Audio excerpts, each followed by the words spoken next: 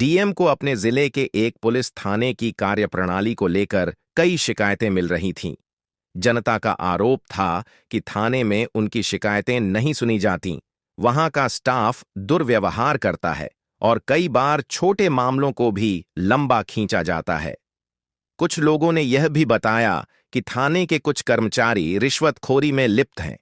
इन शिकायतों को गंभीरता से लेते हुए डीएम ने तय किया कि वे खुद वहां का जायजा लेंगे, लेकिन एक साधारण निरीक्षण की जगह उन्होंने एक असामान्य तरीका अपनाने का फैसला किया। डीएम ने एक साधु का रूप धारण किया। भगवा वस्त्र, लंबी दाढ़ी, माथे पर तिलक और गले में रुद्राक्ष की माला पहनकर वे थाने पहुंचे। उनका भेष ऐसा था कि कोई भी उनकी असल पहचान नहीं जान सकता था। उन्होंने अपनी वेशभूषा से पूरी कोशिश की कि वे एक सामान्य साधु लगें। जब डीएम थाने पहुंचे तो वहां मौजूद पुलिसकर्मियों ने उन्हें एक साधारण व्यक्ति समझा। एक साधु के रूप में उन्होंने पुलिसकर्मियों से बात करने की कोशिश की, लेकिन उनकी बातचीत का तरीका देखकर डीएम को तुरंत समझ आ गया कि यहां कुछ ठीक नहीं है। थाने में घुसते ही डीएम ने देखा कि वहां के कर्मचारी अपनी ड्यूटी को गंभीरता से नहीं ले रहे थे। कुछ पुलिसकर्मी अपने मोबाइल फोन पर व्यस्त थे तो कुछ आपस में गपशप कर रहे थे। डीएम ने अपनी शिकायत दर्ज कराने की कोशिश की, लेकिन कोई भी उनकी बात सुनने को तैयार नहीं था। एक पुलिसकर्मी ने उन्हें देखा और कहा, बाबा, यहां क्या करने आए हो? जाओ मंदिर में जाकर पूजा करो। जब उन्होंने जोर देकर अपनी समस्या बताने की कोशिश की तो दूसरे पुलिसकर्मी ने उन्हें डांटते हुए कहा, यहां टाइम खराब मत करो, पहले से ही बहुत काम है। डीएम ने जानबूझकर अपनी समस्या को थोड़ा पेचीदा बनाया और इसे समझाने की कोशिश की, लेकिन पुलिसकर्मी इसे टालने लगे। कुछ ने उनकी बातों को अनसुना कर दिया तो कुछ ने उनका मजाक उड़ाया। थाने में करीब आधे घंटे तक साधु के रूप में व्यवहार और पुलिसकर्मियों के रवैये को देखने के बाद डीएम ने अपनी असली पहचान उजागर की।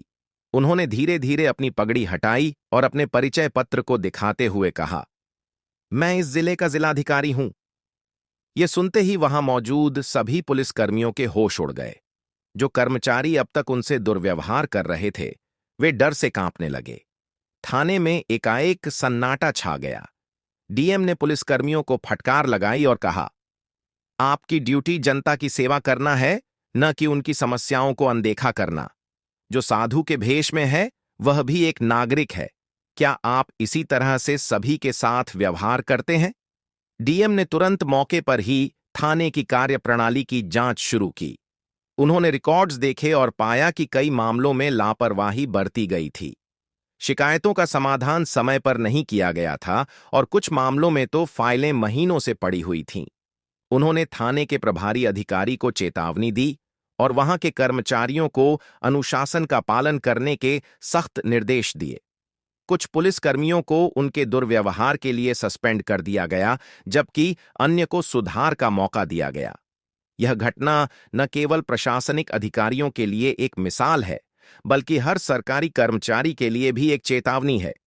यह दिखाती है कि अधिकारियों की नजरें हर जगह हैं और अगर कोई अपनी जिम्मेदारियों से भागता है तो उसे दंडित किया जाएगा। डीएम के इस कदम ने जनता में विश्वास जगाया कि उनकी समस्याओं को नजरअंदाज नहीं किया जाएगा। साथ ही यह घटना पुलिसकर्मियों के लिए एक सबक बन गई कि वे अपने कर्तव्यों को गंभीरता से निभाएं और हर नागरिक के साथ सम्मानजनक व्यवहार करें। साधु के भेष में डीएम का थाने जाना एक अनोखा और साहसिक कदम था। यह घटना हमें याद दिलाती है कि हमारे देश में प्रशासनिक व्यवस्था को बेहतर बनाने के लिए ऐसे निरीक्षण और सुधार आवश्यक हैं। जनता को भी यह विश्वास रखना चाहिए कि उनकी आवाज सुनी जाएगी और सरकारी अधिकारी अपनी जिम्मेदारियों को गंभीरता से निभाएंगे। दोस्तों, वीडियो को लाइक और चैनल को सब्सक्राइब करें।